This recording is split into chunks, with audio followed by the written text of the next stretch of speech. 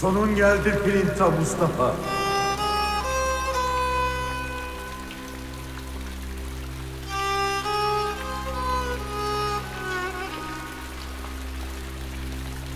Olmadı be aslanım.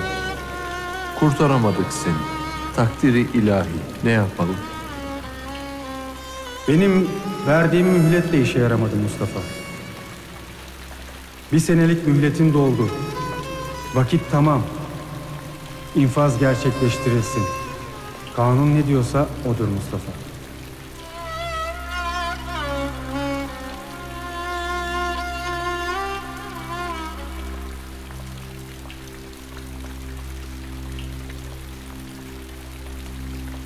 İyi adam.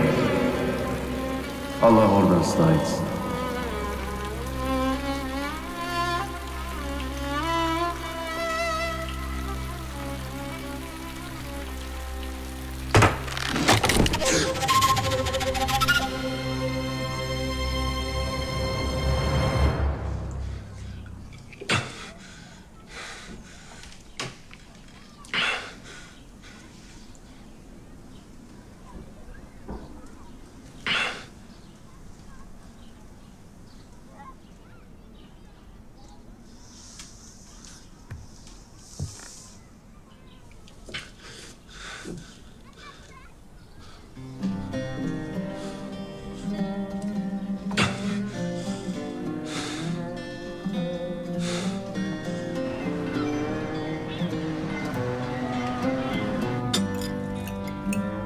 Akşam için hazır mısın?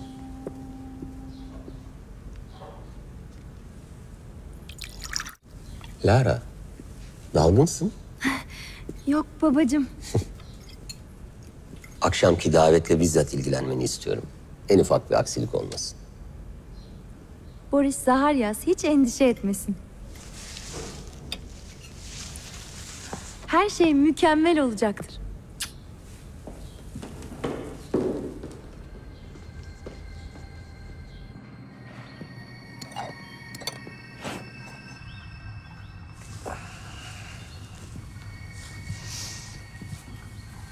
Saat kaç oldu? Ziyadesiyle geç kaldım. Sevgili Esat Paşa, gerçekten gitmeniz zaruri midir? Şöyle biraz daha kalın isterseniz.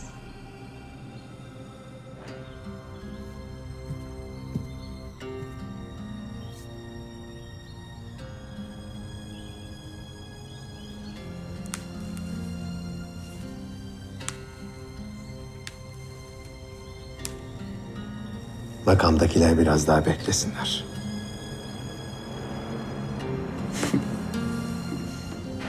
Dur Azize.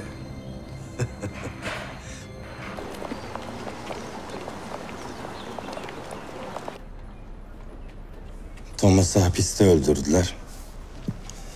Gardiyan Selman kayıp. Çelebi Rıza iti sırra kadem bastı. Ve aleyhindeki yekün tanıkları buhar ettiler. Adamlar o gün bugündür kayıp. Kim bunlar hocam? Bunlar her kimse çok güçlüler oğul. Şeytan kadar kurnazlar ve her yere uzanabiliyorlar. Yani söylemesi çok güç lakin zaptiye teşkilatına dahi sızmışlar.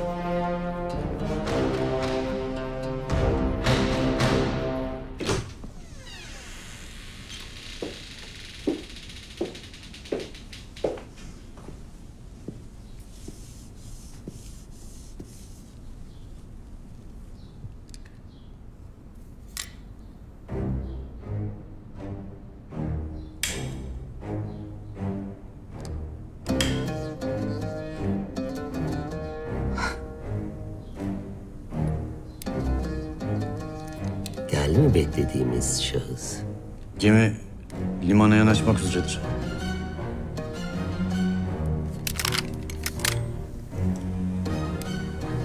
Güzel.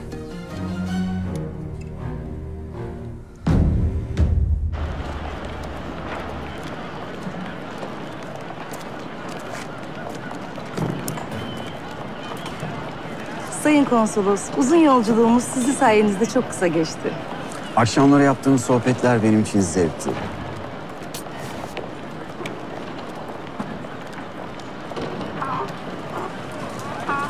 Bakar mısın? Buyurun bey. Lütfen hanımefendilerin bagajlarını alın. Eşyalara sakın zarar gelmesin. Allah razı olsun bey. Sayın Konsolos ne gerek vardı? Rica ederim. Keşke daha fazlasını yapabilseydim. Yaptın zaten. Efendim? Ay yok bir şey. Görüyorsunuz değil mi? Aynı koyun sürüsü gibiler. Medeniyetten ne zaman nasibini alacak bu köylüler bilmiyorum. Şimdi müsaadenizle. Biliyorsunuz padişah beni bekler. Geminin limana vardığı haberi ona çoktan gitmiştir bile. Sultanımız bekletilmekten pek hoşlanmaz. Haftayı yalınızda vereceğiniz davet geçerlidir. O güne kadar nasıl dayanacağımı bilemiyorum. Unutmayın. Kanlıca'da konsolos mahzar yalısı.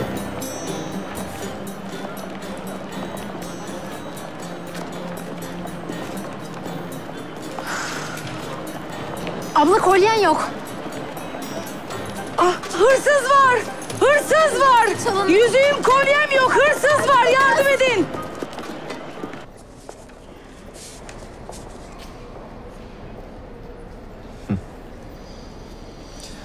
Boris Zaharyas bizi bu akşam konağına davet ediyor. Davete icabet etmek gerekir. Hocam ne işimiz var bizim orada? Mustafa, alış bunları. Sen Galata müşterisin, ben Galata kadısıyım. Boris'in ise Galata limanında onlarca gemisi var. Bu tip adamlar arayı yakın tutmak isterler. Hem gidip bir öğrenelim bakalım. Derdi hesabı neymiş Boris Efendi'nin? Kiminle düşer, kiminle kalkar? İttifakları kimler? Ha?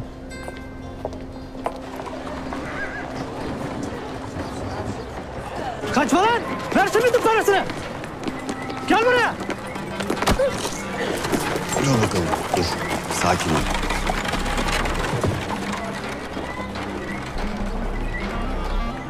Ne kovalıyorsun küçücük çocuğu? Simidi çaldı. Neden çaldın? Aç mısın? Ne kadar tabladaki simitler? 5 kuruş eder. Tablanla birlikte alıyorum. 5 kuruşlu tabla için al. Bas git şimdi.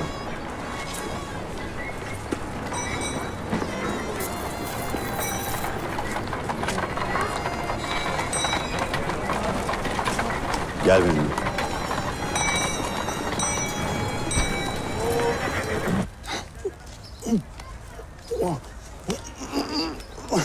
Yürü bir hayvan, yürü. Hayırlı işler. Yürü. Allah razı olsun Kadir Efendi. Kolay gelsin. Yürü diyorum sana, yürü. Yürü bir hayvan, yürü. Hayvana ne eziyet edersin ey fani? Gitmez efendi, görmez misin? İnat eder. Var ki bir derdi gitmez. Yaşlılıktan yürüyemez artık. Ölür bu yakında.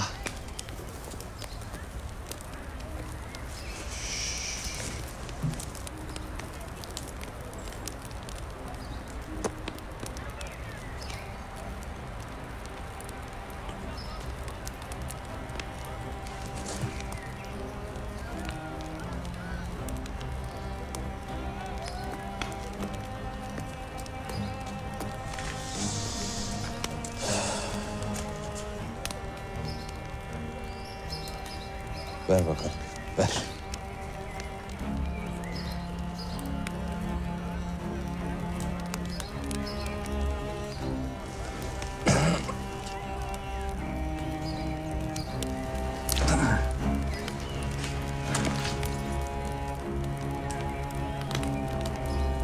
Baytar mısın beyim?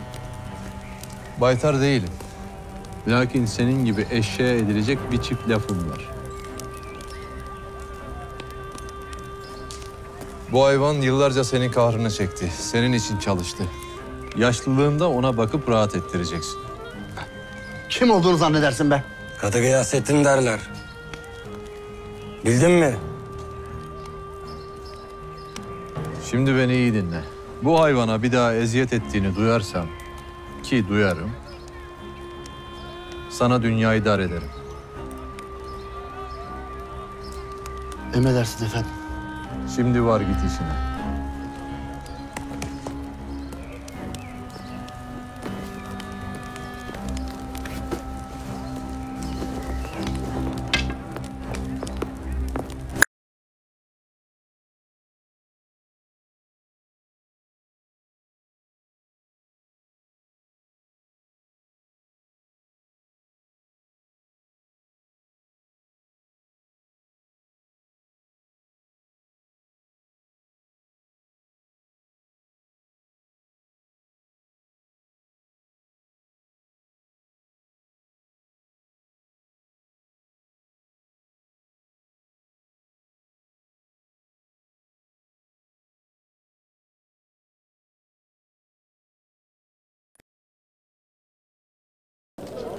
Sonra Tophane'deki simitçi fırınına git. Kendine yeni simitler al satmak için. Kârını da cebine koyarsın artık. İş sahibi ol. Tamam mı?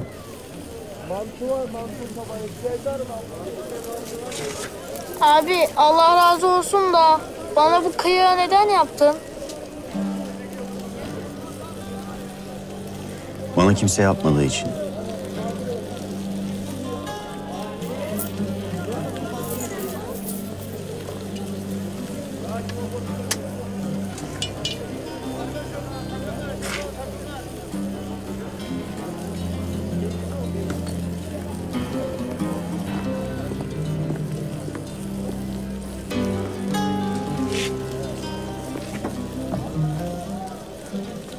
Simitçi. Bağır oğlum bağır. Çalışmak ayıp değil. Simitçi. Simitçi.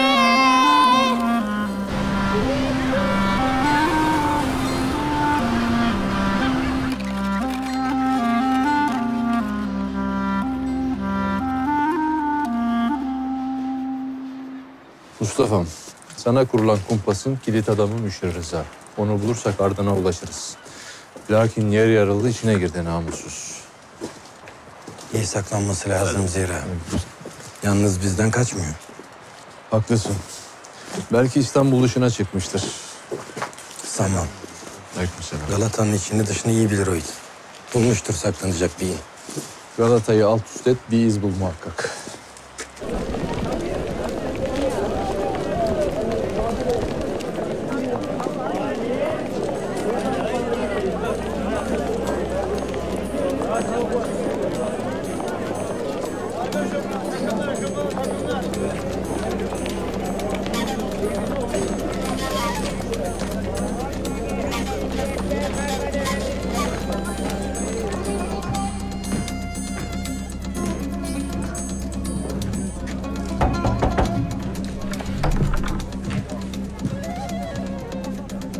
Artil sen misin? Seni takip eden var mı?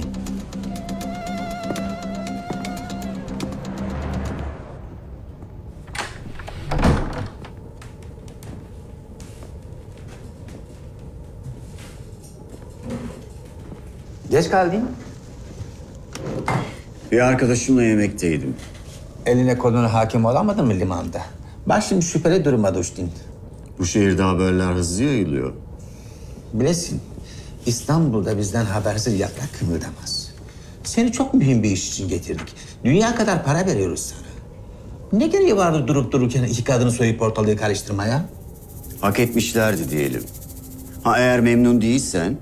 Biz araştırmalarımızı iyi yaparız. Bu işin sadece senin tarafından yapılacağına kani oldum. Sen sadece dikkatli davran. Ha, biraz zor oldu ama işgalin yayılmasını engelledik. Tabii yarına kadar. Gerek yoktu. Ama sağ ol. Sana gönderdiğimiz belgeleri inceledin mi? Nöbetçi değişimlerini, kaçış noktalarını. Sen benim istediğim şeyi yaptın mı? İstediğin şey Tophane'deki arabanın içinde. Başka bir şey istemediğine emin misin? Artil. Bu işte bir bit yeniği varsa seni bulurum. İstediğinizi getir. Adana sır. Merak etme. Bizden sana bir hal gelmeyecek.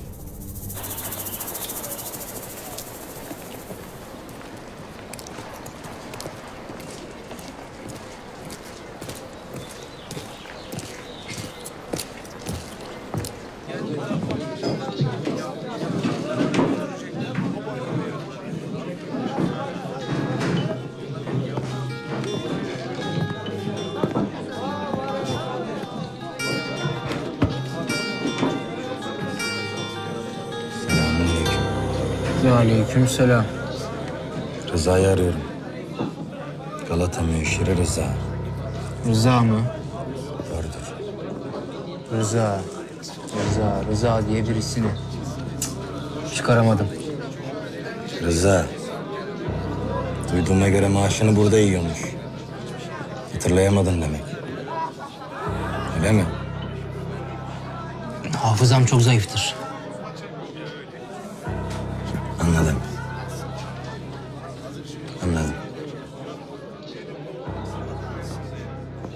Balık.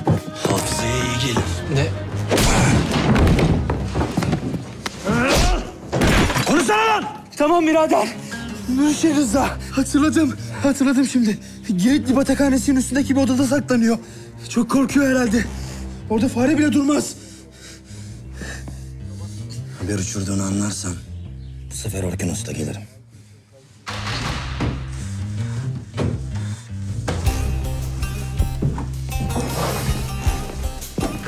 Allah ıslah etsin.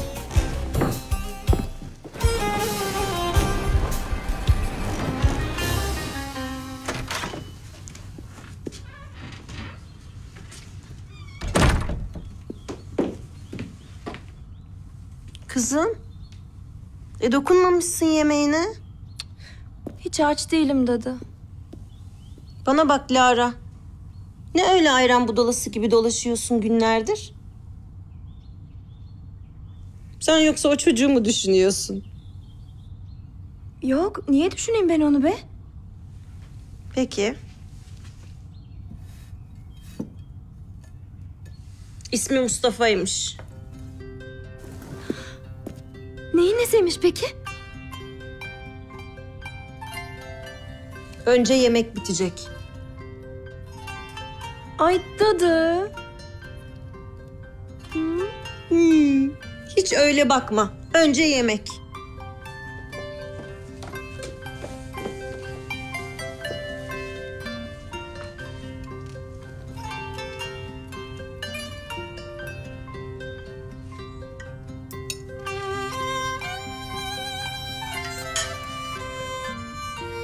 Filinta Mustafa diyorlarmış. Yemek.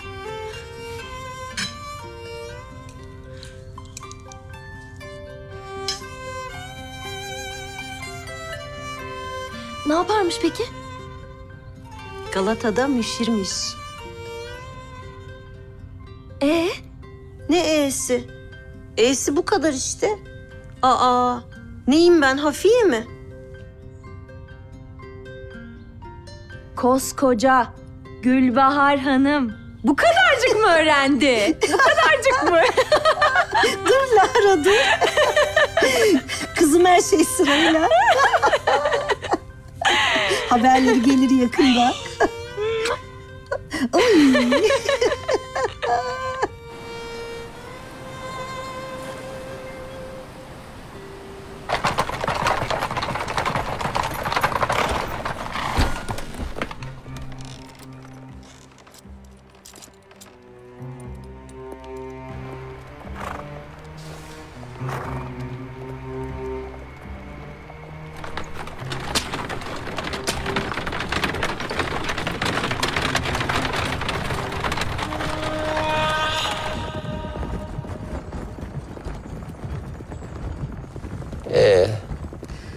Esat Paşa emrinize amade.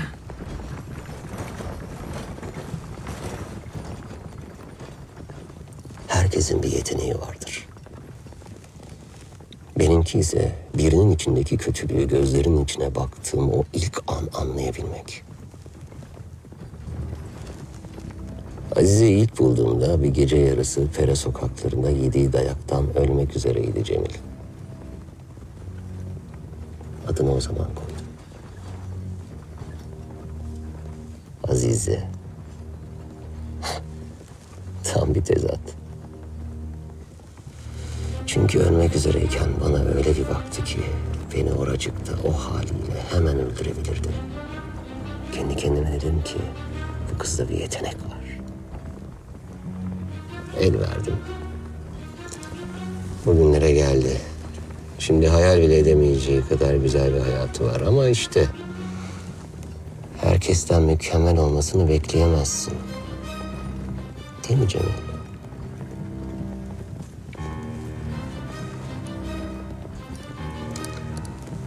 Öldürdüğün o Terzi Yaman'ın annesi ortalığı birbirine kattı. Zavallı kadınla Cemil ilgilendi. Şimdi benim merak ettiğim, sana özellikle bu zamanda dikkat çekmeyeceğiz derken bunun neresini anlayamadım.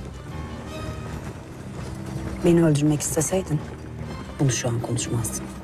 Arabana binmeden önce 100 defa yapabilirdin.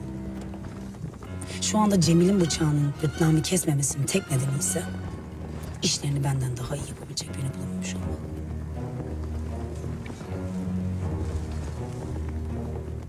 Zavallı Terzi Yaman'a gelince maalesef çocukcağız seni benim evimde gördü. Başka şansımız yoktu.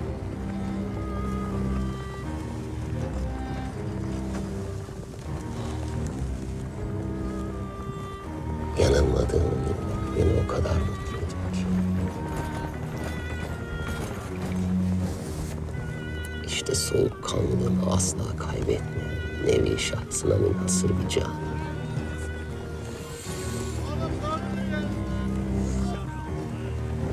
Esat Paşa her an avucun içinde olacak. Morfin kullanacak mıyız?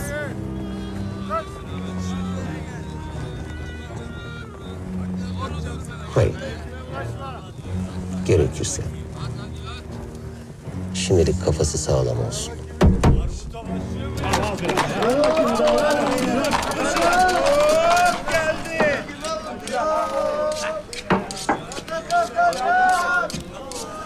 Hatırladın mı Emre'yi? Seni ilk bulduğum yer. Nereden geldiğini asla unutmam.